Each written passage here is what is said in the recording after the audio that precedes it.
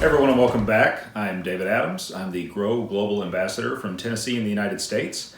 And we are very excited because in about 2 weeks we are getting ready to head to Chicago for the INADR International Mediation Competition.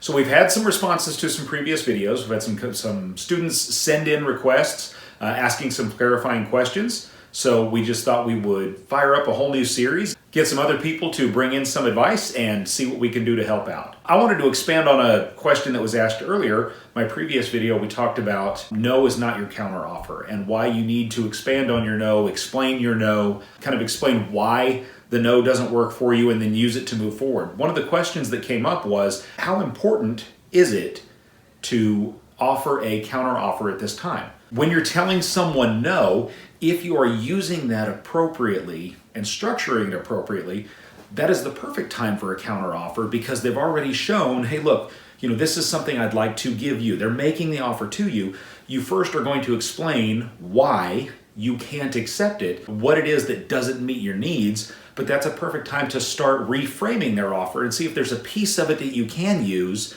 to kind of expand. They've already reached out with that olive branch. You're going to take a hold of part of it and see what you can't do together. So that is a great time to do it. One of the other questions that was asked about cross-caucus and when would a cross-caucus be important. Cross-caucus doesn't come up that often. When it does, is generally something that you are using because as a mediator, it's something where I might want to pull parties together because I see that I have maybe attorneys that are being a little bit too combative and I want to talk to the parties because the parties are ultimately in charge.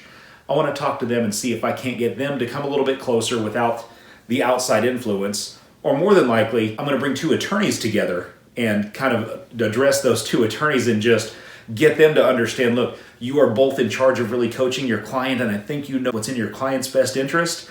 And maybe right now they're being a little too emotional. So what can the three of us do right now to do something to get this back on track and help the clients get themselves taken care of? Cross caucuses in mediation don't generally come up that often just because as students, you're generally already there and you're trying to work toward a solution anyway. I think a cross caucus is something you probably see a lot more in real life than you do in a competition. But hey, you never know. I'd like to give a shout out to two of our fantastic students. Thank you for writing in with questions. Thanks for watching. Keep your eye out for some more videos coming from some of our other friends. And if you haven't watched some of the other videos, they are linked down below.